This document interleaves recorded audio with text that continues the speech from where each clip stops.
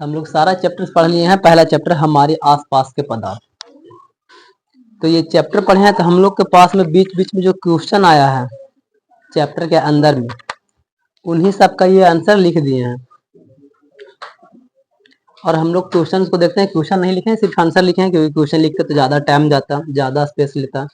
तो क्वेश्चन बगल में लिख लेना। देखो तुम लोग का नजर आ रहा है, तुम लोग लिख लेना अपना किताब से, ठीक है।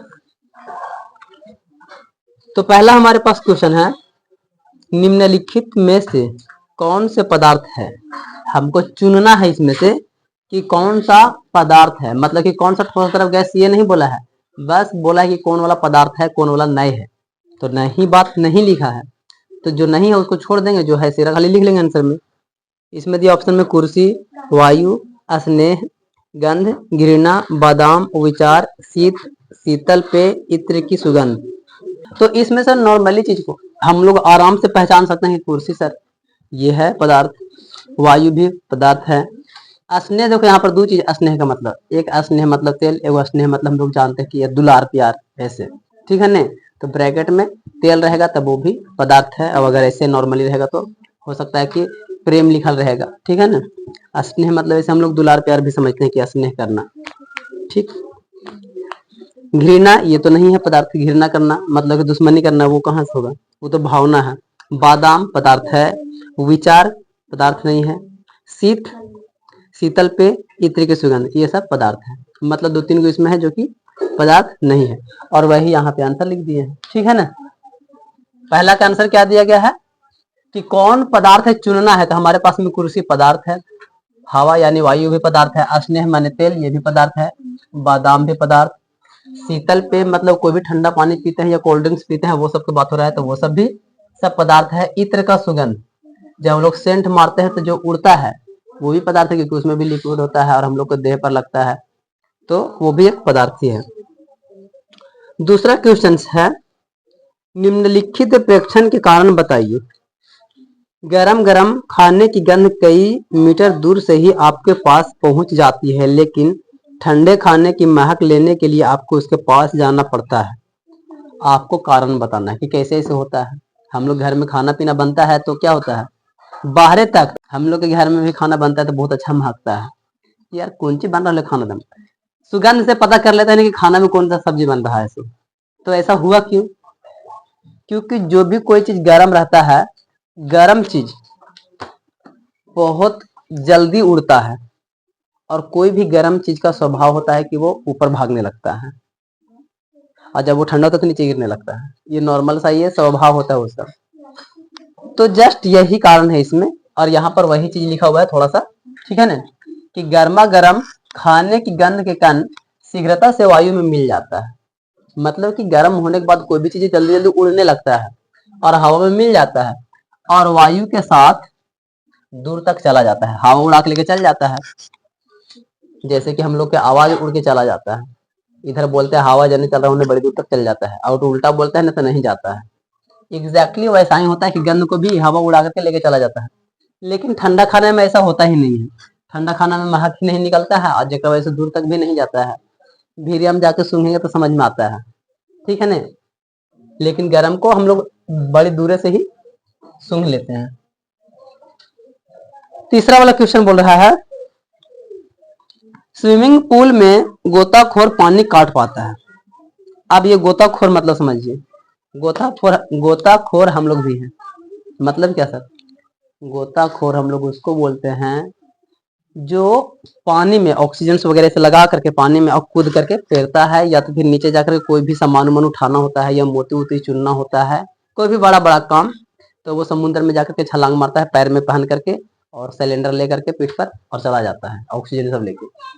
हम लोग भी स्विमिंग पूल में कूदते हैं, तो हम लोग भी 10 मिनट के लिए गोताखोर, क्योंकि आराम से डुबकी मार करके हम लोग एक आध मिनट तक तो पानी में रह सकते हैं, ठीक है ना। तो हम लोग भी एक तरह के गोताखोर ही हैं, मतलब स्विमिंग पूल में पैर अंदर जाकर नुका के तैरना, और अंदर से कोई भी सामान को लेके चलाना। तो हम लोग भी क्या है सर, गोताखोर है, सीधी सीधी बात है, ठीक है ना। आप समझिए, स्विमिंग पूल में गोताखोर पानी काट पाता है क्योंकि जल का अंतराण्विक बल बहुत कम होता है, मतलब अंदर में वो ताकत नहीं लगा पाता है, एकदम सबको अस्थिर छोड़ देता है, एकदम पूरा हल्का कर देता है। और हम लोग बाहर आते हैं तो हम लोग को हवा वगैरह से हम लोग का शरीर भारी लगता है, लेकिन पंजे में बहुत एकदम हल्का जैसा महसूस होता है। ठीक है ना, तो वहां पर क्या होता है कि अंतराण्विक बल बहुत कम होता है, अतः इसे पदार्थ का अंतराण्विक गुण प्रेक्षित होता है। मतलब कि जो स्विमिंग पूल में कोई भी व्यक्ति पानी में तैर रहा है या डूब रहा है या अंदर में चल रहा है, तो उसमें कौन सा गुण आया सर? अंतर आणविक गुण आया। कौन सा गुण? अंतर आणविक गुण। यही इसका आंसर हो गया मेन। 4 नंबर वाला क्वेश्चन क्या बोल रहा है? पदार्थ के कणों की क्या विशेषताएं होती है? तो पदार्थ के कण क्या विशेषता होता है, तो देखिए ध्यान से थोड़ा सा। पदार्थ के कण के बारे में जब हम लोग उस टाइम पढ़ रहे थे तभी लिखा गया था 3-4 को जो भी था सो। पदार्थ के क्या क्या विशेषता हो सकता है? तो पदार्थ हमेशा निरंतर गतिशील रहता है, पदार्थ के कण हमेशा इधर उधर भटकते रहता है, और पदार्थ के कणों के बीच में रिक्त स्थान होता है, जो कि एग्जांपल्स में बताए होंगे इस तरीके से करके कि बीचों बीचों में सब कहीं कहीं पर ये सब खाली रह जाता है। और पदार्थ के कण परस्पर आकर्षित होते हैं, एक दूसरे को खींचते रहता है। ठीक है ना, तो ये सब चीजें हम लोग चैप्टर में भी पढ़ लिए थे, तो कुछ चीजें चैप्टर वाला हूबहू मिल रहा है, कुछ चीजें थोड़ा सा हम ध्यान से रीडिंग करेंगे तब समझ में आएगा। ठीक है, तो इसीलिए हम क्वेश्चन लिख दिए हैं ताकि कोई दिक्कत ना रहे। तो इसके बाद में हमारे पास में पेज नंबर 4 वाले जो क्वेश्चन है, इन सभी का आंसर हमारे पास में 4 गो था, 4 तक मिल गया हमारा जवाब यहाँ तक। पेज नंबर 4 देखो, P4 मतलब पेज नंबर 4 की बात है, तो 4 वाला हमने देख लिया है। अब पेज नंबर 6 वाला क्वेश्चन निकालिए। पेज नंबर 6 में भी क्वेश्चन है, सारा किताब के अंदर वाला पहले हम लोग स्टडी कर लेते हैं बढ़िया से। पहला क्वेश्चन कह रहा है किसी तत्व के द्रव्यमान प्रति इकाई को घनत्व कहते हैं। मतलब यहाँ घनत्व का डिफिनेशन दे दिया, ठीक है ना, सीधी बात है। घनत्व बराबर फॉर्मूला भी दे दिया है, द्रव्यमान बटा आयतन। चलो ये भी है, ये सब अभी आंसर ही दिया हुआ है एक तरह से समझ लो तो, लेकिन अब यहाँ से एक्चुअली क्वेश्चन देने लगा है। बढ़ते हुए घनत्व के क्रम को में निम्नलिखित को व्यवस्थित करें। अब यहाँ से जो ऑप्शन आपके पास में है, वायु, चिमनी का धुआं, शहद, जल, चौक, रुई और लोहा। अब इन सबको बोला है कि घनत्व के अनुसार में सबको बढ़ते, जैसे मैथ में हम लोग बनाते थे बढ़ते क्रम घटते क्रम, ठीक उसी तरीके से बोला है कि किसका घनत्व ज्यादा है किसका घनत्व कम है उसको बढ़ते क्रम में लिखिए। तो यहाँ पर डिफिनेशन दे करके हमको समझा दिया है कि किसी तत्व के द्रव्यमान प्रति इकाई आयतन को घनत्व बोलते हैं। तो घनत्व का डिफिनेशन दे दिया कि कोई भी वस्तु है उसका द्रव्यमान कितना है और उसका आयतन, आयतन मतलब कि कितना जगह ऐसे करके घेर रहा है। तो ये किताब रख दी, इतना आयतन घेर लिया है, कलम रखी, तो किसका ज्यादा घनत्व हुआ? किताब ज्यादा स्पेस घेरा और इसका सब कुछ ज्यादा हुआ है, तो ये ज्यादा हो गया और पेन कम हो गया मेरा। तो इसी में से जो ऑप्शन मत दिले है और चुनिए, और जिसका जिसका घनत्व कम है पहले और जेकर जेकर बढ़ गया होगा बाद में। तो शुरुआत में हमको कौन की है सर? हवा, क्योंकि हवा घनत्व एकदम कम है।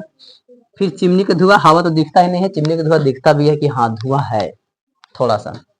फिर रुआ, रुआ को भी हम लोग मोर मोर के थोड़ा सा छोटा कर सकते हैं, उसका घनत्व कम कर सकते हैं। जल, फिर उसके बाद में पानी, जितना फैलाएंगे उतना ही दूर तक फैलल रहेगा, उसको थोड़ा सा करेंगे तो बाहर निकल जाएगा।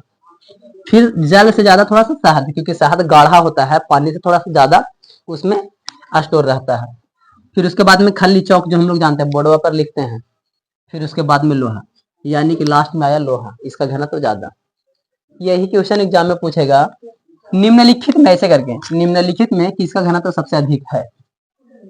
तो इनमें से देख लो भाई रे, जैसे जैसे बढ़ते जा रहा है उसका घनत्व ज्यादा है, तो देख लेना जेकर सबसे कम होगा उसको छोड़ को, जिसका ज्यादा रहेगा उसको आंसर दे देंगे।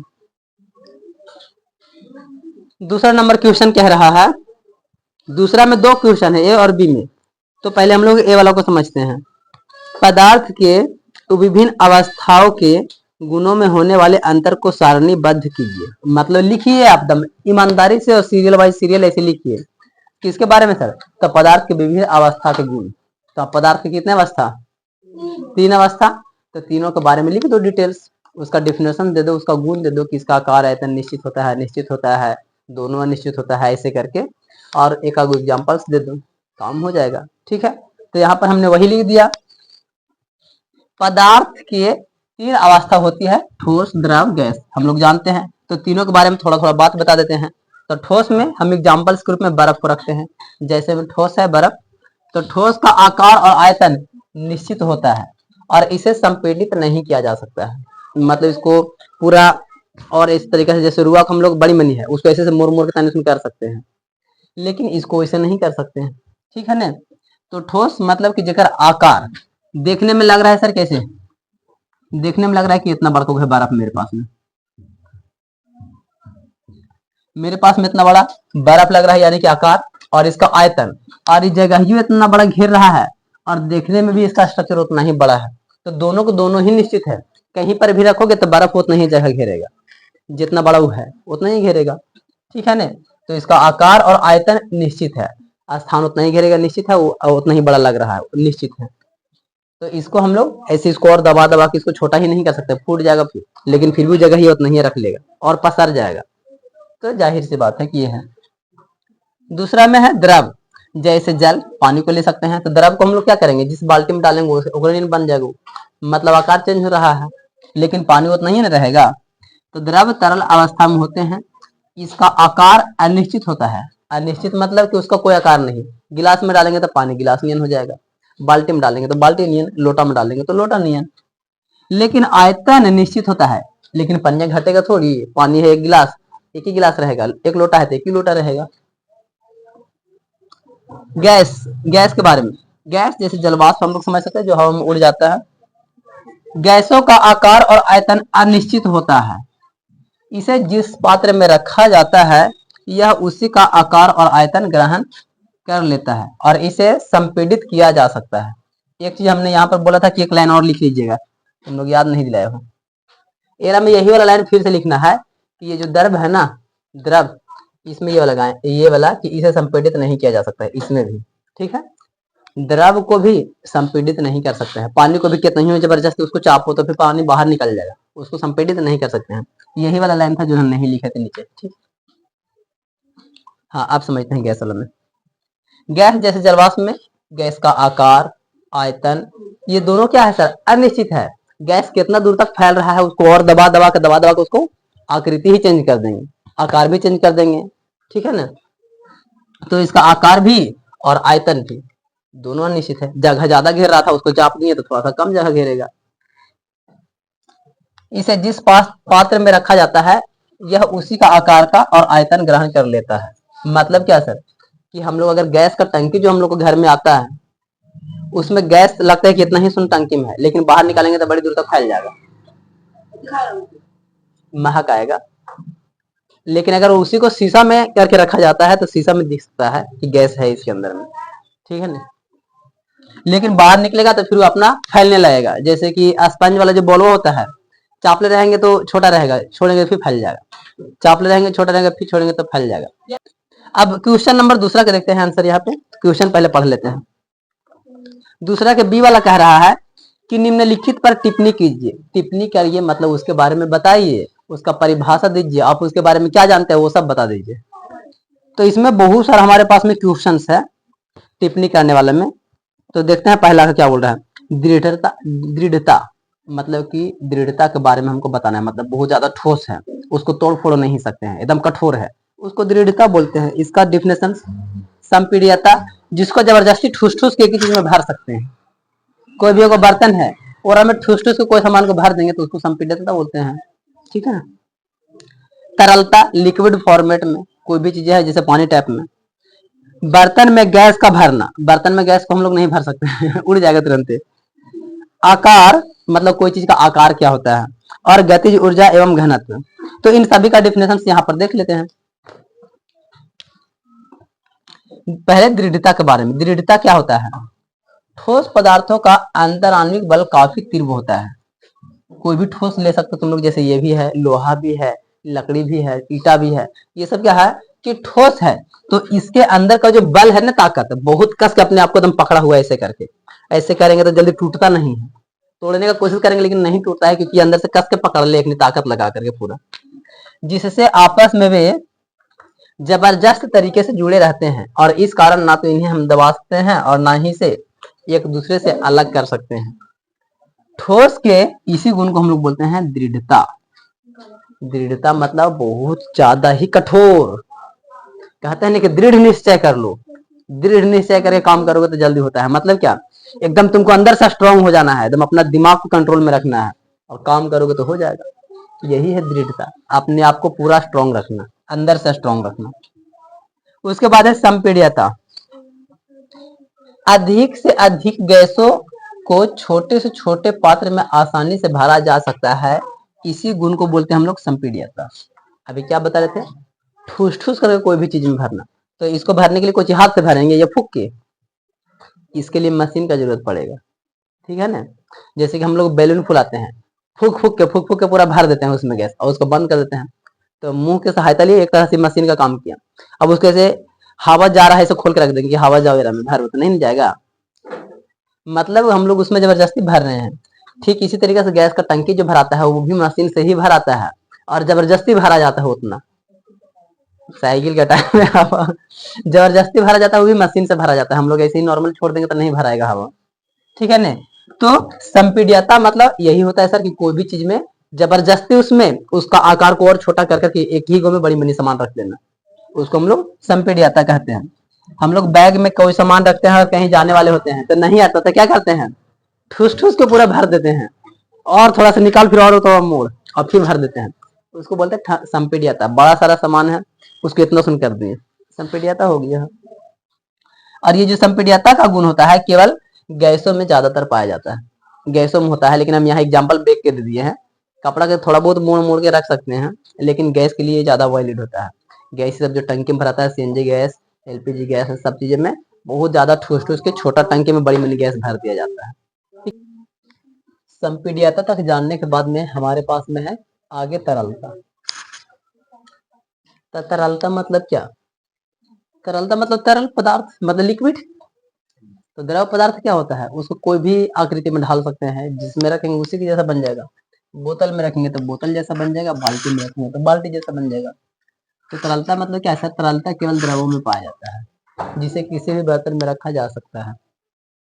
तो तरलता किसे कहते हैं, डिफिनेशन क्या बन रहा है, कोई भी तरल पदार्थ को ही हम लोग तरलता कहते हैं, चाहे तेल हो, पानी हो, जिसको हम लोग आकार चेंज कर सकते हैं। कोई भी बर्तन में रखेंगे उसका आकार चेंज होते रहेगा, वही तरलता है, ठीक है।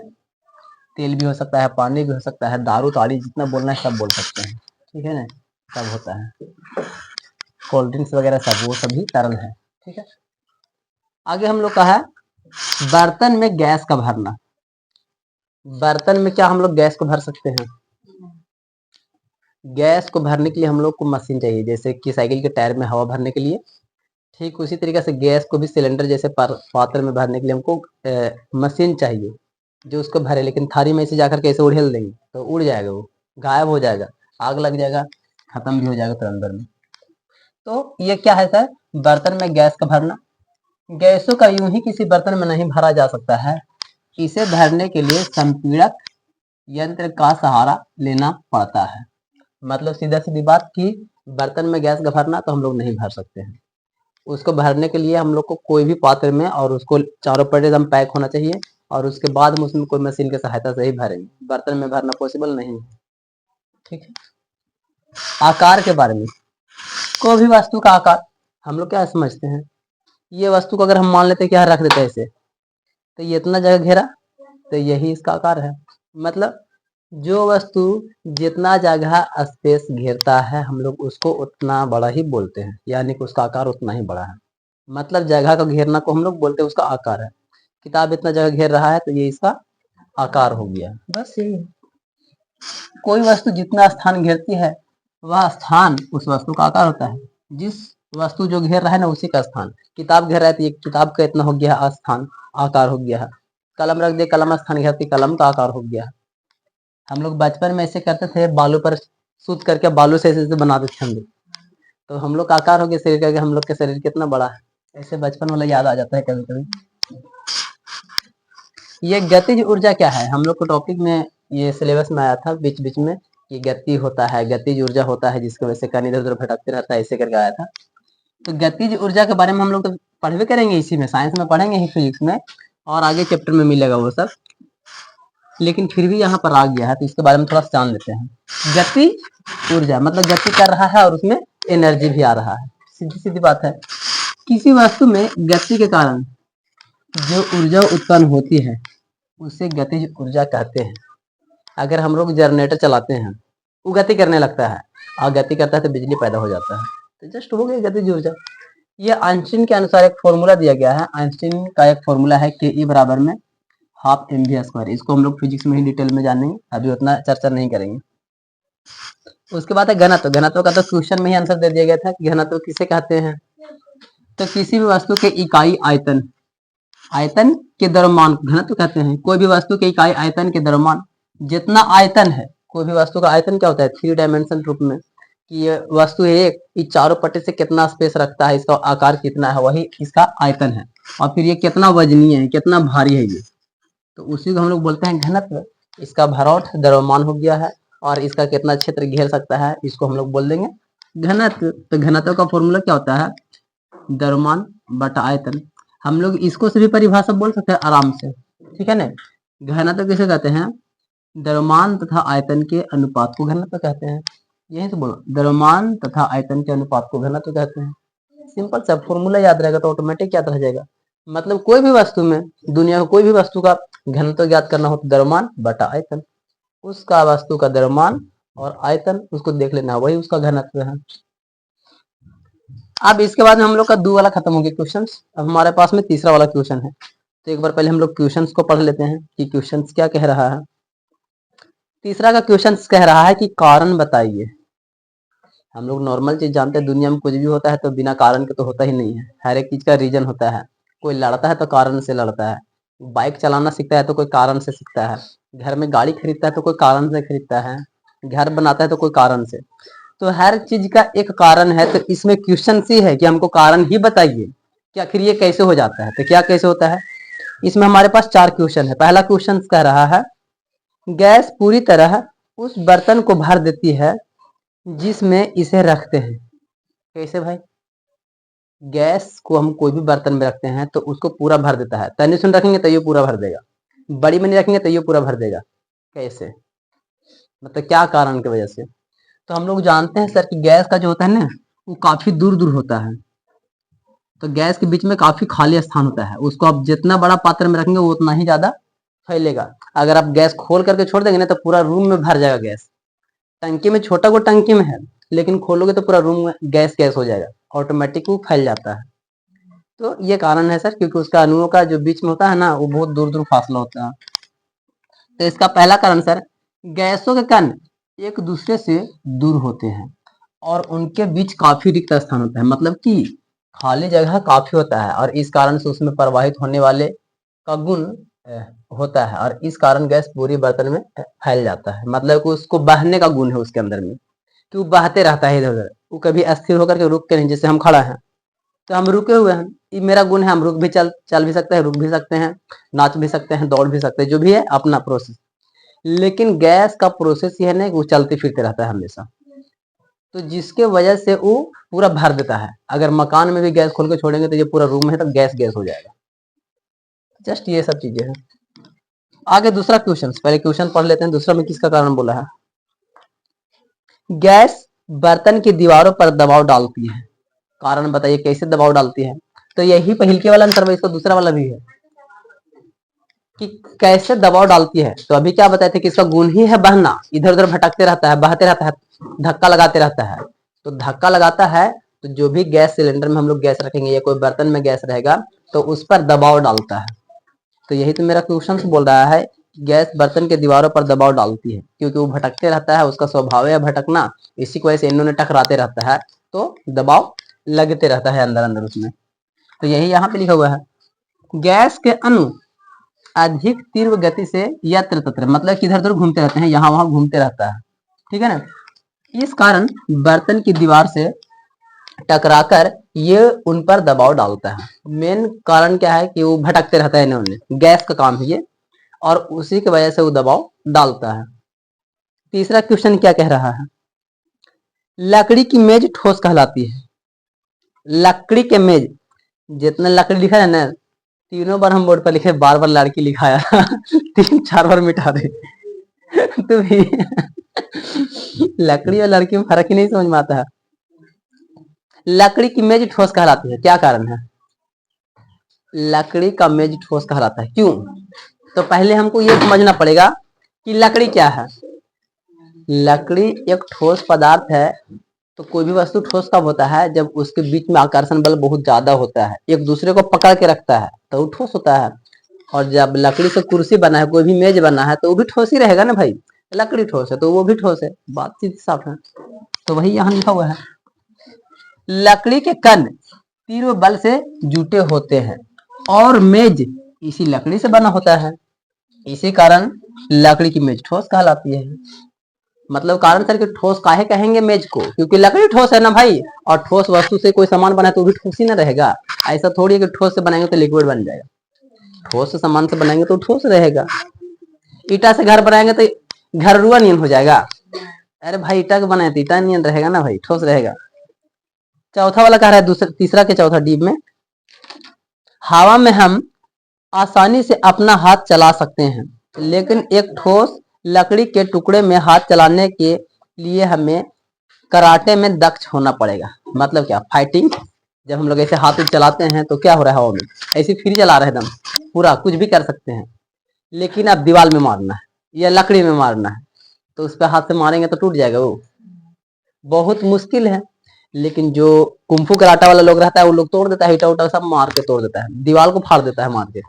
मतलब एक फाइट में बिना देखले भी थी, खाली इसे भिरिया में जाके करता है, सेरा से उन लोग मारता है बहुत जोर से और दीवार फेंका जाता है। इतना उस सब में पावर होता है। मतलब वो लोग क्या करता है, प्रैक्टिस प्रैक्टिस और पूरा अंदर से एकदम एनर्जी ला करके रखता है, पूरा सारा एनर्जी इकट्ठा करके तब मारता है, तब टूटता है। लेकिन हम लोग नॉर्मल आदमी हैं, हम लोग से वैसे हो के नहीं, हम लोग का हाथ टूट जाएगा जाएंगे हमारे, हमरे हाथ टूट जाएगा। तो इसमें बोला है कि ऐसा क्यों होता है, बताइए। तो ये भी इसी का आंसर है, सी वाला ही आंसर इसमें भी आएगा। क्योंकि लकड़ी सब में अणु जो होता है कस के पकड़ा हुआ रहता है अपने आप में, उन सबको आकर्षण बल में कस के पकड़ के रखता है, वो कठोर रहता है। लेकिन हवा में क्या होता है, अणु एकदम बीच में खाली रहता है, गैप रहता है, रिक्त स्थान रहता है और खाली है, जिसके वजह से इधर उधर हाथ घूम रहा है। लेकिन लकड़ी में ऐसा नहीं है ना, ये पेन में भी, इसमें भी, मार्कर में भी नहीं है, ये भी बहुत कठोर है, आपस में जुड़ा हुआ है। तो इसको तोड़ेंगे तो फिर हमारे हाथ टूटेगा भाई रे, ये भी बड़ी कठोर है, ठीक है ना। हम लोग के पास उतना दम नहीं है। लेकिन कराटा सीख लेंगे तो ये भाई चुटकी का काम रहेगा, इसको मसल सकते हैं ऐसे हाथ से, इतना उंगली में ताकत हो जाता है उन लोग को। तो वही इसका आंसर यहाँ पर है, हवा के अणु के बीच काफी रिक्त स्थान होता है। मतलब खाली जगह होता है, जो कि हम लोग ऐसे हाथ फेर रहे हैं तो नजर आ रहा है, समझ में आ रहा है कि इसमें कोई रोकने टोकने वाला नहीं है। लेकिन लकड़ी के कणों के बीच बहुत कम जगह होता है और वह कठोर रहता है। मतलब उसके अंदर आकर्षण बल ज्यादा होता है, जिसकी वजह से खाली स्थान नजर ही नहीं आता है। और इसलिए एक ठोस लकड़ी के टुकड़े में हाथ चलाने में हमें कराटे में दक्ष होना चाहिए, मतलब कराटा सिखल होना चाहिए, तब हम लोग उसको तोड़ फोड़ सकते हैं। नहीं तो नॉर्मल आदमी उसको तोड़े जाएगा तो उसका हाथ टूट जाएगा, ठीक नहीं। आगे हमारे पास में 4 नंबर क्वेश्चन है, ये काफी इंपॉर्टेंट है, एग्जाम में देखने को मिलते रहता है हमेशा, ठीक है ना, इसको ध्यान रखिएगा।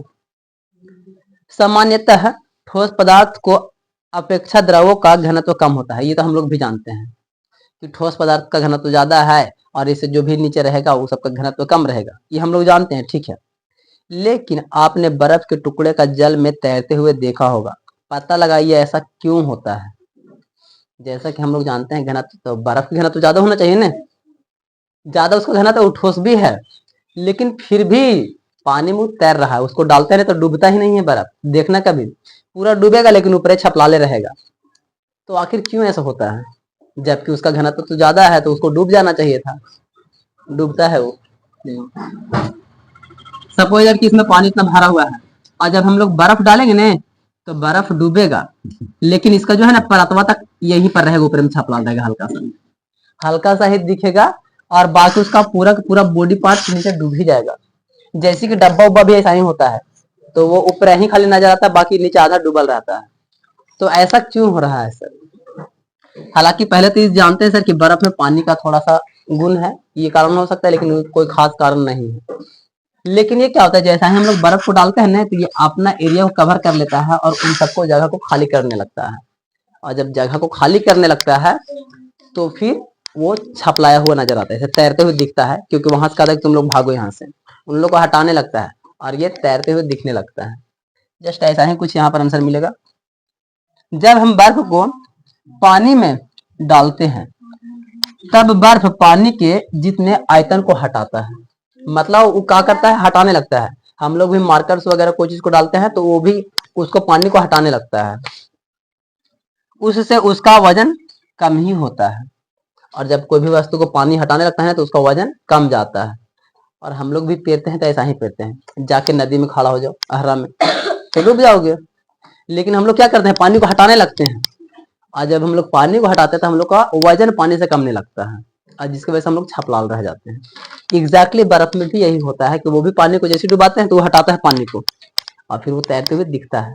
हम लोग का भी तो घनत्व ज्यादा है पानी से, हम लोग को डूबना चाहिए लेकिन नहीं डूब पाते हैं, क्योंकि हम लोग भी जब तैरते हैं तो ऐसे करके हाथ मारते हैं, पानी को हटाते हैं। जस्ट वही चीज है, ठीक है ना। यहाँ पर बाई चांस कभी क्वेश्चन ऐसे आ सकता है इसी को प्लाट करके कि पानी में पानी का घनत्व कम है और इंसान का ज्यादा है, तो इंसान नहीं डूबता है पानी में, तैर जाता है। क्यों तैर जाता है? क्योंकि वो पानी को हटाता है, और हटाने की वजह से उसका वजन कम लगता है। मतलब कम महसूस होता है, वजन तो उतना ही रहता है लेकिन कम महसूस होता है, और जिसकी वजह से पानी पर वो तैरते रहता है, छपलाते रहता है। इस कारण बर्फ पानी में थोड़ा ऊपर तैरता दिखाई देता है, ठीक है ना, हल्का ही दिखाई देता है, पूरा नहीं। हम लोग भी जब तैरते हैं ना तो हम लोग खाली मुंह में ऊपर रखते हैं ज्यादातर, बॉडी लगभग हम लोग का आधा से ज्यादा डुबल ही रहता है, पैरों बार बार खाली ऊपर पटकते उटकते हैं। और जो चिताने रहता था खाली मुंह में, बाकी तो भाई इधर डुबल ही रहता है, लेकिन वो भी पैर हाथ चलाते रहता है अंदर अंदर में। तो सीधा सा मतलब है कि पानी को हटाना, हटाएंगे तो हम लोग तैरते हुए दिखेंगे, और नहीं हटाएंगे तो सीधे नीचे बैठ जाएंगे। हमारे पास में पेज नंबर 9 का क्वेश्चन क्या है, पहला वाला, निम्नलिखित तापमान को सेल्सियस में बदले। तो सेल्सियस में बदलने का क्या कॉन्सेप्ट था? सेल्सियस में, यानी कि 273 मतलब 0 डिग्री सेल्सियस होता है। तो जस्ट उसी तरीके से यहाँ पर कर देना है, 300 दिया है हमारे पास में और 573 दिया है। तो हम ये नहीं भी बनाते, तुम लोग बना लेता, लेकिन फिर भी हम यहाँ पे बना दिए, ठीक है ना। 300 केल्विन को हमको क्या बोला है कि सेल्सियस में बदलिए, और 573 केल्विन को भी सेल्सियस में। तो सेल्सियस में हम लोग जानते हैं सर 0 डिग्री सेल्सियस बराबर में 273 केल्विन होता है। इतना केल्विन होता है, तो केल्विन में से केल्विन हटाएंगे तो सेल्सियस ऑटोमेटिक बच जाएगा। केल्विन में से केल्विन हटा देंगे तो सेल्सियस में मेरा आ जाएगा। इसमें भी वही सर, इसमें भी 273 घटाए तो मेरे पास में 300 डिग्री सेल्सियस बच गया।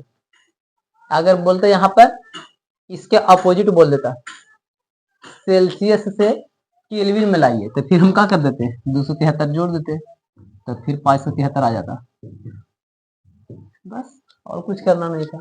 और यही चैप्टर में भी है तो उसको खुद से बना लेगा, हम नहीं बताएंगे उसमें। दूसरा सवाल मेरा है, निम्नलिखित तापमान पर जल की भौतिक अवस्था क्या होगी? और यहाँ पे टेम्परेचर दिया है दो को, कि 250 डिग्री सेल्सियस और 100 डिग्री सेल्सियस। तो अगर 250 डिग्री सेल्सियस तक अगर हम तापमान बढ़ाते हैं तो पानी क्या होगा? नहीं, देखिए हम लोग नॉर्मल जानते हैं सर कि 100 डिग्री पर पानी खौलता है, तो 250 डिग्री पर तो डायरेक्टली तो भाप मतलब कि उड़ जाएगा ना, भाप बन करके। और 100 डिग्री सेल्सियस पर क्या होता है, हल्का हल्का उड़ने भी लगता है और खौलित भी रहता है, ये दोनों काम होता है 100 डिग्री पर। तो दोनों का जवाब यहाँ पर लिख भी दिए हैं, ठीक है ना, कि 250 डिग्री सेल्सियस तापमान पर जल वाष्पित हो जाता है, मतलब उड़ जाता है, और 100 डिग्री तापमान पर जल खौलने लगेगा और वाष्पित भी होगा, दोनों काम साथ साथ होगा, लेकिन खौलित रहेगा ज्यादा, उड़ेगा कम कम। लेकिन 250 पर पूरा भाप बन के उड़ जाएगा तुरंत भर में। तीसरा वाला क्वेश्चन से बोल रहा है कि किसी भी पदार्थ की अवस्था परिवर्तन के दौरान तापमान स्थिर क्यों रहता है? इसका सवाल का जवाब हम लोग थ्योरी टाइम में दिए थे कि कोई भी पदार्थ है तो जब उसका अवस्था बदलने लगता है, जैसे सपोज दैट कि एक बर्फ का टुकड़ा लेते हैं और उसको गर्म करने का कोशिश करते हैं, लेकिन फिर भी बर्फ नॉर्मल ठंडा ही रहता है, बहुत जल्दी पिघलने नहीं लगता, फिर धीरे धीरे धीरे धीरे पिघलता है, लेकिन फिर भी पानी नियन ठंडा ही रहता है, और तब धीरे धीरे फिर गर्म होना चालू हो जाता है। तो ऐसा क्यों हुआ? क्योंकि उसके अंदर में उष्मा जो था गुप्त उष्मा था, तो उसी के वजह से ये हुआ है। तो ये इसका कारण क्या हो जाएगा, गुप्त उष्मा के कारण। तो हम इसको थोड़ा अच्छा से लिखेंगे इसके साथ में मिला करके कि किसी भी पदार्थ की अवस्था परिवर्तन के दौरान तापमान स्थिर क्यों रहता है। तो लिखेंगे किसी भी पदार्थ की अवस्था के परिवर्तन के दौरान तापमान इसलिए रहता है क्योंकि उसके अंदर में गुप्त उष्मा होता है, या गुप्त उष्मा के कारण कोई भी पदार्थ का जो होता है अवस्था परिवर्तन के दौरान स्थिर रहता है। इस तरीके से हम बोल सकते हैं। दोनों में से कोई भी, चाहे आगे लगा लीजिए चाहे पीछे लगा लीजिए या शॉर्टकट में ही बोल दीजिए, कोई दिक्कत नहीं। फिर चौथा क्वेश्चन ना, तीसरा हो गया। चौथा है वायुमंडलीय गैसों को द्रव्य में परिवर्तन करने के लिए कोई विधि समझाइए, सुझाइए, जो भी है। वायुमंडल गैस से द्रव मतलब कि हवा में गैस उड़ रहा है और उसको हमको इकट्ठा कर लेना है पानी जैसा लिक्विड फॉर्मेशन में। तो कैसे करेंगे? आज के टाइम में ये एक मशीन भी आया हुआ है जिसमें ये होता है कि आप नॉर्मली सिर्फ मशीन रख दीजिए और आपको पानी निकाल के दे देगा। कहाँ से पानी आया? हवा में पानी उड़ रहा था और वो मशीन सबको पकड़ लिया और आपको गिलास में दे दिया, बोतल में वहां जमा कर लिया अपना टंकी में और फिर आप नल निकाल लेते हैं। तो ये मशीन मार्केट में भी आया हुआ है। तो ये होता है, काम करता है। तो ये हुआ कैसे आखिर? क्या टेक्नोलॉजी लगाया गया जिसकी वजह से ये काम किया? कारण कुछ ना कुछ तो होगा।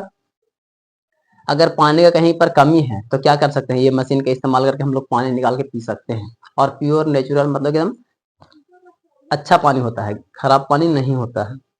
तो हम इसको कैसे कर सकते हैं? तो इसको हम लोग संघनन के माध्यम से कर सकते हैं। इसके बारे में शायद डेफिनेशन आया था कि नहीं? संगलन, एक संगलन था और एक था संघनन। तो संघनन का डेफिनेशन लिखाया गया था। संगलन अलग है, संघनन अलग है। अब बताइए दोनों का डेफिनेशन पहले, उसके बाद इसको समझ में आएगा। हाँ, संगलन माने गल जा रहा है, ठीक है। और संघनन मतलब एग्जैक्टली यही चीज है। तो संघनन मतलब क्या हो रहा है कि कोई भी गैस में है, पहले से उड़ रहा है और उसको हम लोग कोई विधि के माध्यम से उसको द्रव में बदलने लगते हैं। तो ये किसके वजह से? तो संघनन के वजह से ये हो रहा है।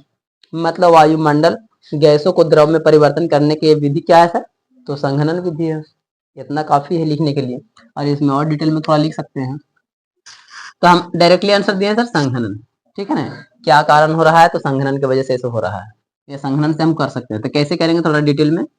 संघनन की क्रिया दर्शाने के लिए हम लोग एगो प्रैक्टिकली करते हैं कि फ्रिज में ठंडा किया हुआ जल से भरा हुआ एगो बोतल ले लेते हैं, जो कि हम लोग जानते भी, जब फ्रिज से निकालते हैं कोल्ड ड्रिंक्स वगैरह जब खरीदते हैं जा करके मार्केट में तो देता है, तो वैसे होता है। उस समय भी तुम ये प्रयोग करके देख सकते हो। एक बोतल ले लेंगे और उसे कमरे के तापमान पर, मतलब कि अभी नॉर्मल है ना ऐसे, और यहाँ पर हम रख देंगे इसे नॉर्मली। नॉर्मल बोतल को रख देंगे, फ्रिज से निकाल के एकदम ठंडा कोल्ड वाटर या कोल्ड पानी लीजिए, चाहे तो कोल्ड ड्रिंक्स ही ले लीजिए, कोको कोला लीजिए, कुछ भी ले लीजिए, सभी पर काम करेगा ये। और उसको रख दीजिए और थोड़ी देर बाद आप क्या देखेंगे कि बोतल के चारों ओर जल का बूंदा दिखना चालू हो जाता है। मतलब बूंदा बूंदा बोतल पर दिखता है, पसीना पसीना नियन, कुहेसा नियन। तो कुहेसा का भी यही रीजन है, पसीना पसीना नियन होकर के टपक टपक करके फिर शीत रूप में गिर जाता है नीचे। और वही घासिया पर हम लोग को सुबह दिखता है कि अरे कहाँ से आ गई इस पर इतना बनी पानी। और यही चीज बोतलियों पर लागू हो रहा है। तो हुआ क्या है, अपना अगल बगल के बोतल जो कण था उसको सारा चीज को आपने खींचना चालू कर दिया और खींच करके और अपने में सटा लिया, और जिसकी वजह से वो पानी बूंद रूप में है। अब बहुत देर तक वो ठंडा रहेगा तो ऑटोमेटिक टप टप पानी सब एक जगह जमा होकर कटोरी वटोरी में हम इकट्ठा कर सकते हैं नीचे। तो वो होते रहेगा। जितना ज्यादा बर्फ जैसा एकदम जमल है बोतलिए में, किसी किसी में रहता है ना जम्मल, उतना जम्मल ये ला करके नॉर्मली रख दो और उसमें देखो ऑटोमेटिक पानी बाहर आते रहेगा। तो हम लोग को लगता था शुरू शुरू में कि बोतलिया में से बाहर निकलता है, जैसे पसेरवा निकलता है वैसे, लेकिन होता नहीं है ऐसे। बाहर से बोतलिया अपने तरफ खींचने लगता है कि हम ठंडा है बाहर, तुम लोग भी आ जाओ हमसे दोस्ती करो। और उसके बाद वही बोतल अपने साथ में रखना चाहता है, लेकिन धीरे धीरे करके नीचे फिर टप टप गिरते भी रहता है पानी सरक सरक करके। तो जस्ट ये कारण है। तो हमारे पास में ये हो गया पेज नंबर 9 का। पेज नंबर 9 का क्वेश्चन का आंसर पूरा मिला। अच्छा से याद भी कर लीजिएगा, पढ़ भी लीजिएगा। पेज नंबर 11 का देखते हैं हम लोग। पेज नंबर 11 का पहला क्वेश्चन क्या कह रहा है, गर्म शुष्क दिनों में कूलर अधिक ठंडा क्यों करता है? हम लोग भी जानना चाहते हैं भाई रे कि गर्मियां के मौसम में आके ठंडा कैसे हवा देने लगता है कूलर में, क्या कारण है? तो इसका भी कारण कुछ इसी तरीके से है, संघनन वाला प्रक्रिया के दौरान जैसा ही। तो पेज नंबर 11 का पहला आंसर क्या कह रहा है कि गर्म एवं शुष्क दिनों में वाष्पीकरण की क्रिया तेज गति से होती है। इसके बारे में थ्योरी में ही बताया गया था, जितना ज्यादा गर्मी उतना ज्यादा जल्दी वाष्पीकरण, जितना कम गर्मी उतना धीरे धीरे वाष्पीकरण, उतना ही धीरे धीरे कपड़ा सूखेगा। जितना ज्यादा गर्मी रहेगा वाष्पीकरण ज्यादा होगा, कपड़ा जल्दी सूखेगा। वो वाला याद करो थ्योरी। जस्ट वही चीज वो यहाँ पर भी काम कर रहा है कि गर्म एवं शुष्क दिनों में, मतलब गर्मी के टाइम में या लहर उहर के टाइम में वाष्पीकरण की क्रिया तेज होता है और इस कारण कूलर का जल अधिक ठंडा हो जाता है और इसके पंखे द्वारा ठंडा हवा मिल भी जाता है। वाष्पीकरण होने लगता है, उड़ने का कोशिश करता है और हवाई मार्ग पूरा और उड़ा देता है, पूरा ठंडा कर देता है। तो हम लोग को ठंडा हवा मिल जाता है और ठंडा लगता है। दूसरा क्वेश्चन कह रहा है गर्मियों में घड़े का जल ठंडा क्यों होता है। सभ्य में लगभग यही संघनन वाला प्रक्रिया से थोड़ा थोड़ा काम बन रहा है। गर्मियों में घड़े का जल ठंडा क्यों होता है, तो इसका भी जवाब कुछ इसी तरीके से मिलेगा। वाष्पीकरण के दौरान द्रव की सतह के कण घड़े के आसपास से ऊर्जा प्राप्त करके वाष्प में बदल जाते हैं और वाष्पीकरण की प्रसुप्त ऊष्मा के बराबर ऊष्मीय ऊर्जा घड़े से अवशोषित होती रहती है और इससे गर्मियों में घड़े का जल ठंडा रहता है। मतलब जो हम लोग उस टाइम में समझे थे प्रसुप्त ऊष्मा या गुप्त ऊष्मा, यही वाला था। उसको क्या करता है, घड़ा से वाष्पीकरण के दौरान में खींचत रहता है, सोखत रहता है और जिसकी वजह से सारा गर्मी निकल जाता है, नॉर्मली ठंडा रह जाता है। कमेन तो जस्ट यही कारण है कि उसमें जो प्रसुप्त ऊष्मा है, यानी कि जो पहले ही से नुकावल है ना, उसको बाहर खींचने की कोशिश करता है और बाहर निकल जाता है, उसके बाद वो ठंडा हो जाता है। सीधी सी बात है। उसके बाद अगला क्वेश्चन क्या कह रहा है, एसीटोन पेट्रोल या इत्र डालने पर हमारी हथेली ठंडा क्यों होता है। इसको उस टाइम में भी लिखा दिए थे। तो वो भी क्या करता है कि आसपास की ऊर्जा को इकट्ठा करता है, जिसकी वजह से ठंडा महसूस होता है। ये तो उस टाइम थ्योरी में भी लिखा दिए थे। जब हम एसीटिन स्पिरिट या इत्र को अपनी हथेली पर गिराते हैं तो इसके कण वाष्पीकृत होने लगते हैं और हथेली या उसके आसपास से तापमान का अवशोषण कर लेते हैं, अगल बगल में तापमान को खींच लेता है और जिसकी वजह से क्या लगता है, हम लोग को ठंडा महसूस होने लगता है, अर्थात हथेली ठंडा हो जाता है। सीधी सीधी अगल बगल का जो है उन सबको अवशोषण करने लगता है गर्मी को। चौथा वाला क्या क्वेश्चन कह रहा है, कप की अपेक्षा प्लेट से हम गर्म दूध या चाय जल्दी क्यों पी लेते हैं। ये भी उस टाइम बताया गया था। तो क्यों पी लेते हैं, अगर गिलास रखते हैं ना, गिलास या कप, उस क्षेत्र उसका वो छोटा है, कोई भी वस्तु रखेंगे ना तो बहुत ज्यादा हीट रहेगा अभी, लेकिन जैसा ही प्लेट में ढारेंगे या कटोरी में एकदम फाइल वाला चीज में, तुरंत पसर जाएगा और पसरेगा तो तुरंत ठंडा हो जाएगा। तो क्षेत्रफल ज्यादा है, पसरेगा जल्दी तो ठंडा होगा जल्दी, जिसकी वजह से हम लोग को गर्मी नहीं लगेगा, तो हम लोग फटफट पी लेंगे, फटाक से फूकेंगे भी नहीं, स्टाक से मार लेंगे, टाइम कम लगेगा। तो अधिकतर फिल्म वगैरह में देखना है कि कप मिलेगा, प्लेट पर रख करके चाय पीजिए। तो कुछ नॉर्मल आदमी होता है जो स्टैंडर्ड समझता है अपने आप को, तो कप पे से पीता है, और कुछ एडवांस आदमी होता है, रईस लोग, उन लोग चाहवा को ढारेगा प्लेटवा में, उसके बाद प्लेटवा पिएगा। तो ये दोनों में डिफरेंस है। हम लोग सोचते हैं कि कपास पीना ज्यादा अच्छा लगता है, ये हम लोग अच्छा आदमी है, लेकिन इसका उल्टा है, प्लेट से पीना चाहिए, सबसे अच्छा है ना। ये है असलियत, क्योंकि उससे टाइम कम लगता है और हम लोग जल्दी पी लेते हैं। समय बचाने के लिए अमीर लोग यही इस्तेमाल करता है।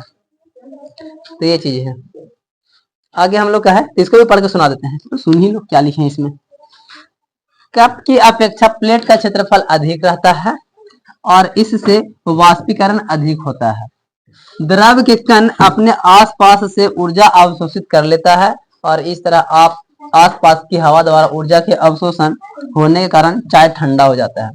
इसलिए कप की अपेक्षा प्लेट से हम गर्म दूध या चाय को जल्दी पी पाते हैं, क्योंकि वो ठंडा कर देता है, उसको क्षेत्रफल बढ़ गया तो ठंडा कर दिया, उसको सारा चीज का अवशोषण जल्दी जल्दी होने लगा।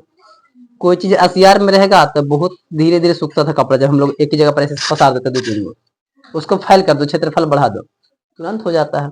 जस्ट उसी तरीके से जल्दी जल्दी उसका अवशोषण हो जाएगा, तो ठीक हो जाएगा। पांच का क्वेश्चन है कि गर्मियों में हमें किस तरह के कपड़े पहनने चाहिए। हम शॉर्ट में आंसर लिखे, इसको आप वर्णन कर सकते हैं, थ्योरी में भी लिखा दिए थे ये वाला। गर्मियों में हमें किस तरह के कपड़े पहनने चाहिए, तो सूती वस्त्र क्यों पहनने चाहिए ये कारण पूछा ही नहीं है, तो हम नहीं भी देंगे और दे भी सकते हैं। देखना पड़ेगा कि एग्जाम में कितना नंबर के पूछता है, उसी के हिसाब से। छोटा पूछेगा तो छोटा देंगे, बड़ा पूछेगा तो हम बड़ा लिखेंगे। तो फिर भी हम बताते हैं कि गर्मियों में हमें किस तरह के कपड़ा पहनना चाहिए, तो सूती वस्त्र क्यों पहनना चाहिए, क्योंकि सूती वस्त्र जल को सोखता है और उसको वाष्पीकृत करने में काफी हेल्प करता है, जिसकी वजह से हम लोग को ठंडा का एहसास होने लगता है। तो हम लोग को गर्मियों में इसीलिए सूती वस्त्र पहनना चाहिए। ये थ्योरी में भी पढ़ा दिया गया था। तो यहाँ पर वही एकदम डायरेक्टली शॉर्ट में लिखा है कि गर्मियों में हमें सूती कपड़े पहनने चाहिए, डायरेक्ट। ठीक है, यहाँ तक हमारे पास में हुआ है सिर्फ और सिर्फ चैप्टर वाला, मतलब कि पार्ट के अंदर में। अब पार्ट के लास्ट जो होता है, सारा चैप्टर के एंड के बाद, उस क्वेश्चन को हम लोग देखेंगे।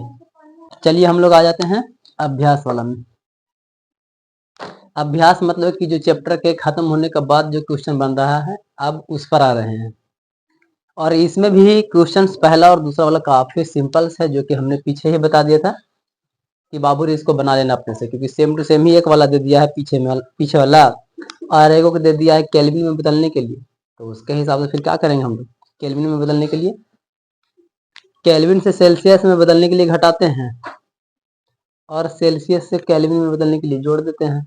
जस्ट सिंपल सा लॉजिक है, तो इतना तो आप खुद ही कर लेंगे। जोड़ना और घटाना तो आपको आना चाहिए।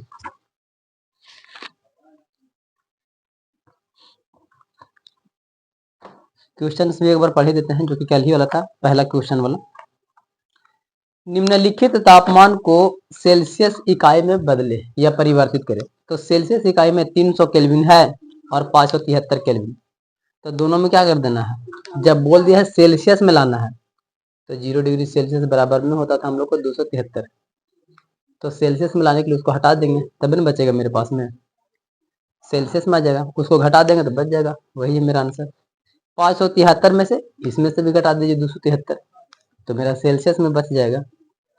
दूसरा वाला क्वेश्चन में बोला है निम्नलिखित तापमान को केल्विन इकाई में परिवर्तित करें। तो केल्विन मतलब कि सर इसमें जोड़ना है, सेल्सियस में है तो 273 इसमें प्लस कर दीजिए, और बी वाला में है 373, इसमें फिर से 273 प्लस कर दीजिए, जो आपका आंसर मिलेगा वही आंसर आपका है।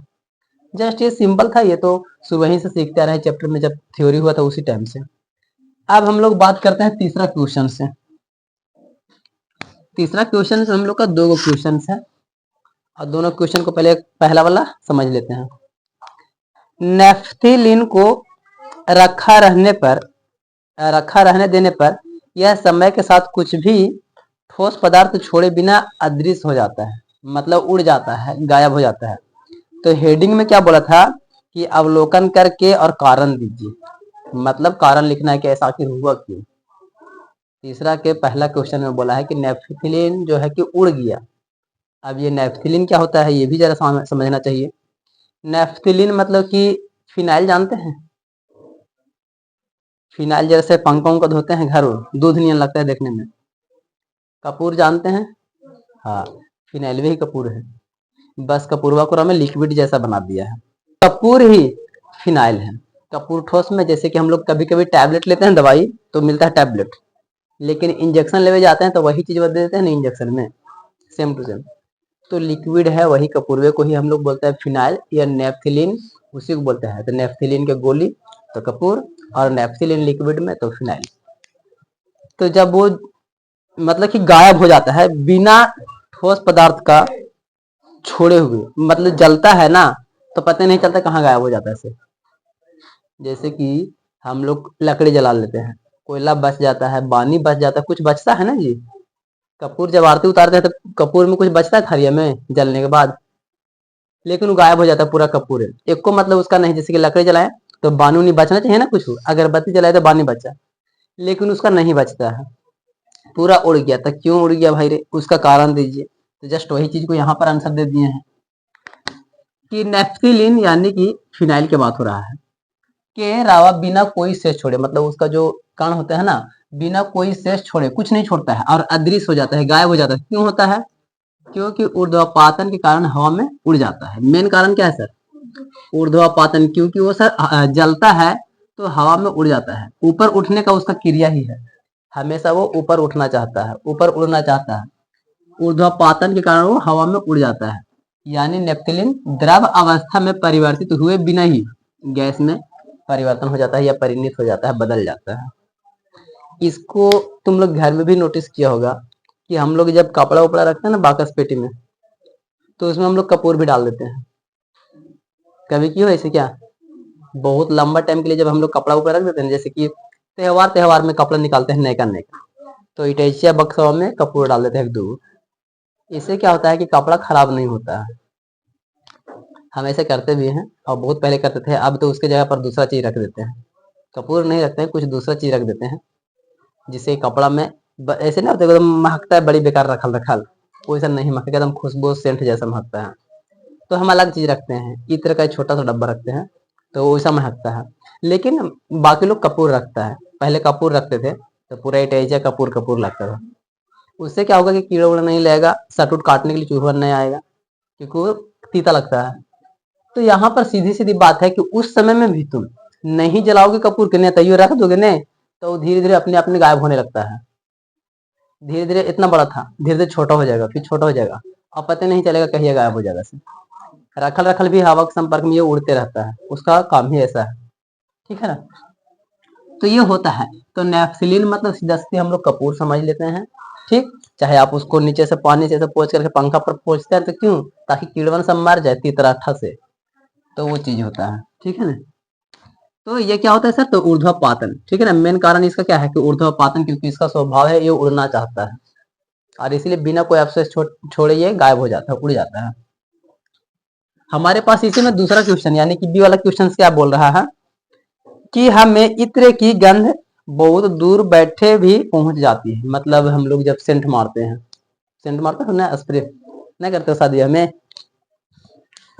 तो सेंट का जो खुशबू होता है ना बहुत दूर तक फैल जाता है। अगर वहां से आदमी गया ना एकदम पूरा रास्ता महकते रहता है। क्यों? सेंट के कण, इत्र उसी को बोलते हैं, सेंट को ही बोलते हैं। ठीक है ना? इत्र थोड़ा गाढ़े होता है, जो हम लोग स्प्रे मारते हैं ना थोड़ा सा ज्यादा ही पतला होता है, तो इत्र बहुत ज्यादा महकता है। ठीक है ना? इत्र में और सेंट में बस थोड़ा बहुत 19-20 का फर्क है। इत्र थोड़ा बहुत गाढ़ा रहेगा, इत्र एकदम हल्का सा लगाओगे बहुत महकेगा। सेंट थोड़ा सा चाप लेंगे 3-4 बार और तब महकता है। तो ये इसका खासियत है। तो इत्र के कारण क्या है? तो उसका कण हवा के साथ में बहता है, इसीलिए इत्र की गंध अपने आप हवा के कण के साथ मिलकर इधर उधर या इधर उधर या उधर उधर, क्योंकि दूर में है तो उधर उधर इधर उधर फैलते रहता है, फैल जाता है, और इस कारण से दूर बैठे हुए व्यक्ति के पास भी वो खुशबू चल जाता है, अनुभव हो जाता है, हवा के माध्यम से उड़ते उड़ते तुम्हारे पास आ गया। क्योंकि उसका कण क्या होता है? हवा में फैलते रहता है, घूमते रहता है इधर उधर। जैसे कि कोई भी नॉर्मल कण है घूम रहा है, तो सेंट्रो वाला भी कण इधर उधर घूम रहा है, क्योंकि उसका काम ही है कि हम एक दूसरे से दूर रहेंगे, भागित रहेंगे। अब हमारे पास में चौथा क्वेश्चन है, निम्नलिखित पदार्थों को, गेट खोल दो, निम्नलिखित पदार्थों को उनके कणों के बीच बढ़ते हुए आकर्षण के अनुसार व्यवस्थित करें। मतलब कि हमको ठीक करना है, व्यवस्थित करना है कि पहले कौन वाला एक दूसरे को आकर्षित करेगा।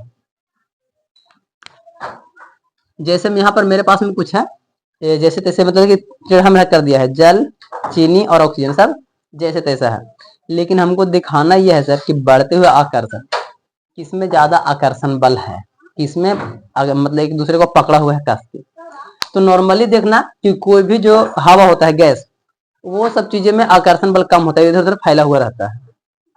और जैसे पानी आ गया थोड़ा सा, तो पानी थोड़ा सा हल्का सा नजदीक आया, थोड़ा सा कम उसके बीच में खाली स्थान होता है। और जो ठोस वगैरह होता है उनमें बहुत ही कम जगह होता है, मतलब बहुत कस के अपने आप को पकड़ के रखता है। तो इसी तरीका में इसको व्यवस्थित कर देना है। तो पहले मेरा क्या हो जाएगा? ऑक्सीजन मतलब हवा सर, तो उधर उधर घूमते रहता है। जैसे इसीलिए तो एलपीजी सब गैस जो है हम भरते हैं इसको, सीएनजी सब। पानी थोड़ा होता है सर, कम स्पेस होता है इसमें, मतलब कि खाली स्थान इसमें कम होता है, इधर थोड़ा कम घूमता है। लेकिन चीनी भाई एकदम पूरा ठोस ही नजर आ रहा है, साफ साफ। तो इसमें थोड़ा सा इधर उधर घूमने की क्षमता है इसमें, ना के बराबर, और इसमें एकदम नहीं, क्योंकि ये ठोस है, मतलब उतना ही पड़ा हुआ रहेगा। तो जस्ट ये हमको समझाना था कि किसमें बढ़ते हुए आकर्षण बल है। तो चीनी एक दूसरे को कस कर पकड़ ले, इसलिए वो ठोस हो गया है। पानी थोड़ा कम पकड़ ले है, जिसकी वजह से वो अभी लिक्विड है, लेकिन ये बहुत ज्यादा छोड़ लिया है ऑक्सीजन, जिसकी वजह से वो एक दूसरे को पकड़ नहीं, मतलब फैला है, इन्होंने घूम रहा है, भटक रहा है। पांचवा क्वेश्चन बोल रहा है निम्नलिखित तापमानों पर जल की भौतिक अवस्था क्या है। इसके बारे में हमने पीछे में भी बात किया है, वही चीज को यहाँ पर फिर से समझा दिया गया है। तो आप खुद बताइए, थ्योरी में भी पढ़े थे कि अगर पानी को 100 डिग्री तक रखा जाए, गर्म किया जाए, तो क्या होगा, वो खोलने लगेगा और भाप भी बन के उड़ेगा, मतलब क्या होगा, वाष्प हो गया है। सीधी सीधी बात है।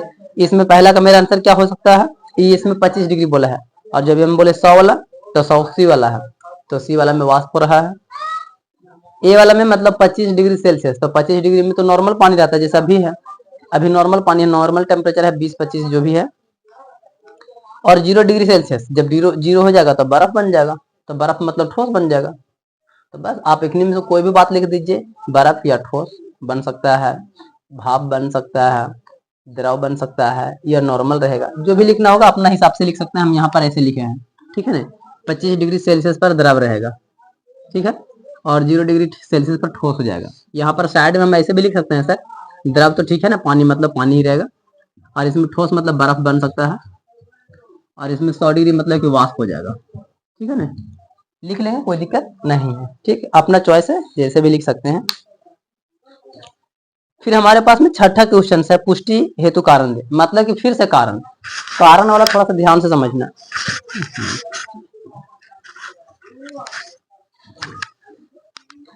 कारण वाला ध्यान से समझना। कारण क्या बोल रहा है कि जल कमरे के ताप पर द्रव है, कारण दीजिए। तो हम लोग जानते हैं सर कि जल का स्वभाव ही है नॉर्मल रहता है। अगर उसको हमको बर्फ बनाना है तो उसको ठंडा माहौल में लाना पड़ेगा, अगर उसको भाप बनाना है सर उसको गर्म माहौल में करना पड़ेगा। लेकिन पानी का स्वभाव है कि वो नॉर्मल लिक्विड में रहना चाहता है, और उसको हम जिस पात्र में ढालेंगे उस पात्र में आ जाएगा, जस्ट नॉर्मल उसका स्वभाव है। जबरदस्ती ठोस नहीं होना चाहता है, जब तक कि हम लोग उस पर टेम्परेचर का कोई एक्सचेंजेस ना कर दें। वही चीज हम यहाँ लिख दिए हैं। सामान्य तापमान पर जल द्रव अवस्था में ही रहता है, इसलिए जल कमरे के ताप पर द्रव अवस्था में रहता है। लेकिन अब इसका एक और विपरीत सवाल पूछ दिया है सर कि लोहा की अलमारी कमरे के ताप पर ठोस है, क्यों? इसका भी सेम ही जवाब होगा, क्योंकि लोहा का गुण ही है, और लोहा के अंदर में आकर्षण बल इतना है न कि उसमें चाह करके भी कमरा के ताप पर वो लिक्विड नहीं बन सकता है, गैस नहीं बन सकता है, जब तक कि उसको बहुत ज्यादा हीट ना दिया जाए, औकात से ज्यादा, तभी वो गलेगा, ठीक है ना। तो यहाँ पर भी इसका जवाब भी कुछ उसी तरीके से मिलेगा। लोहे की अलमारी कमरे के तापमान पर ठोस अवस्था में ही रहेगी, या रहेगा जो भी है, क्योंकि यह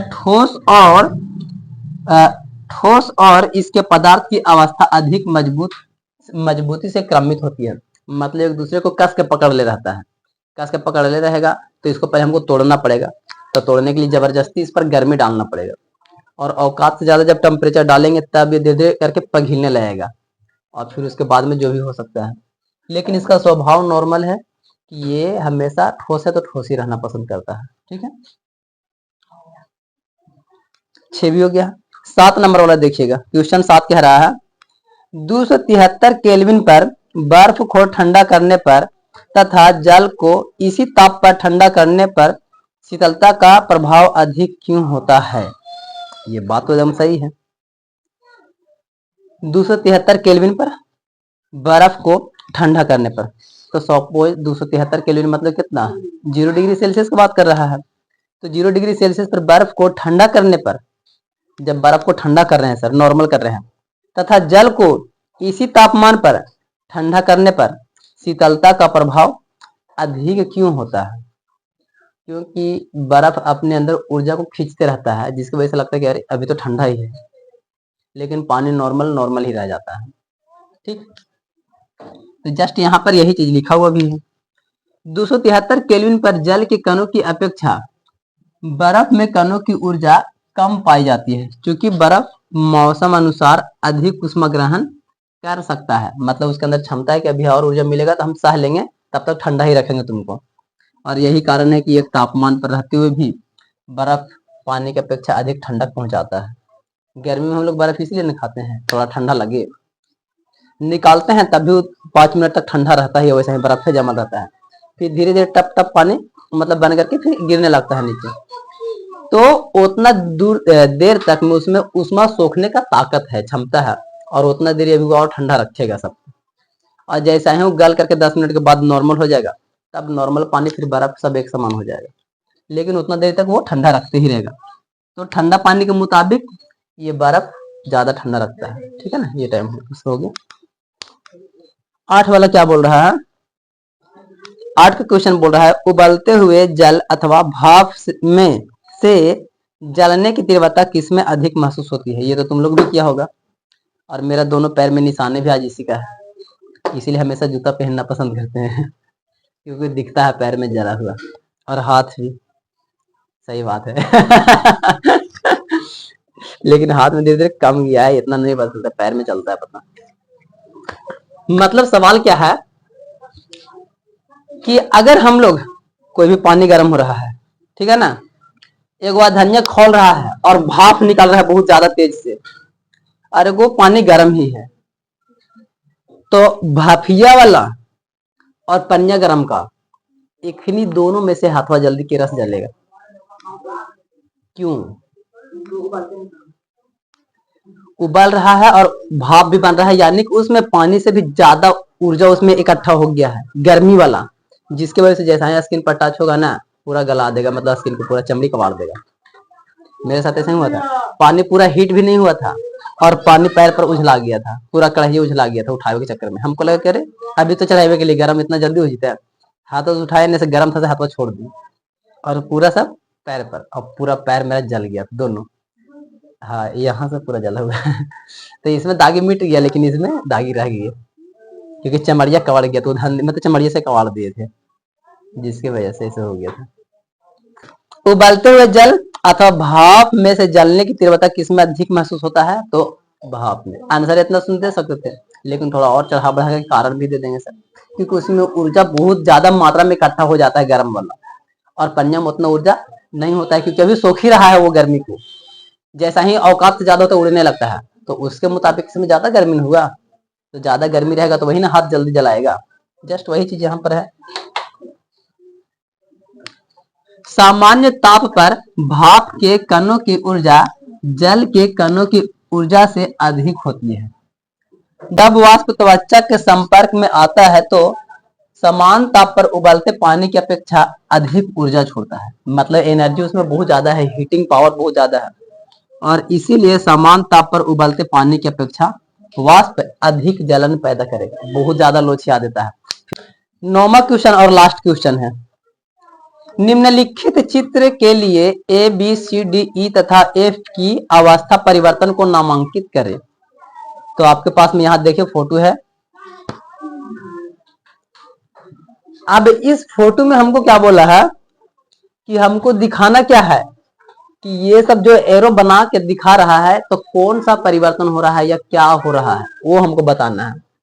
जैसे सपोज दैट सर कि ए वाला की बात करते हैं, तो ठोस से द्रव में बदल रहा है, तिरिया मॉडल है ना, तो ठोस से द्रव में बदलता है तो उसको हम लोग क्या बोलते हैं, गल रहा है, गलनांक हो गया है।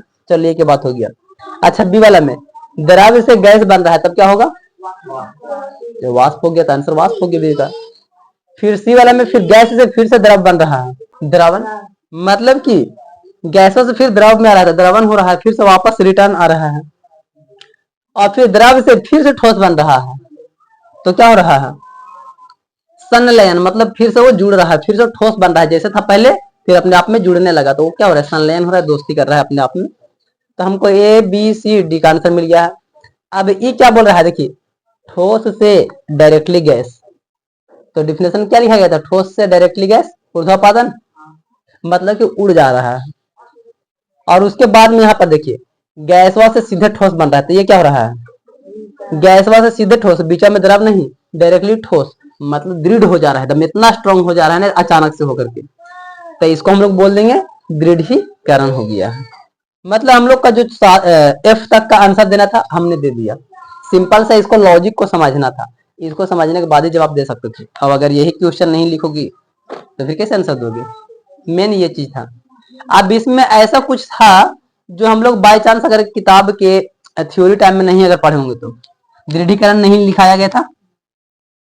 दृढ़ीकरण मतलब की तरह से ठोसी समझो, ठीक है ना। तो दृढ़ीकरण मतलब क्या, ये इसमें आ गया है एफ वाला में ना, यानी कि इसका डिफिनेशन कैसे बन जाएगा, गैस से सीधे ठोस में बदलना दृढ़ीकरण कहलाता है आंसर। यहाँ पर हमारे पास में ये चैप्टर नंबर 1 पूरा थ्योरी सहित और क्वेश्चन आंसर सहित कंप्लीट हो रहा है। अब इसमें तुम्हारे पास एक समूह हेतु क्रियाकलाप है, तो आप इसको प्रैक्टिकली अपना घर पे एक्सपेरिमेंट कर सकते हैं, कोई दिक्कत नहीं है। पढ़ क्या करिएगा, पूरा रास्ता बता दिए, सब कुछ बता दिया है, कर सकते हैं करिए, मत करिए कोई दिक्कत नहीं है, लेकिन पढ़ के समझ लेना है कि ऐसे होता है, काम करता है ये, ठीक है ना। तो यहाँ पर हमारा चैप्टर कंप्लीट और हम लोग अगली क्लास से चैप्टर नंबर 2 में चलेंगे, लेकिन उससे पहले आपको ये सारा चीजें याद होना चाहिए।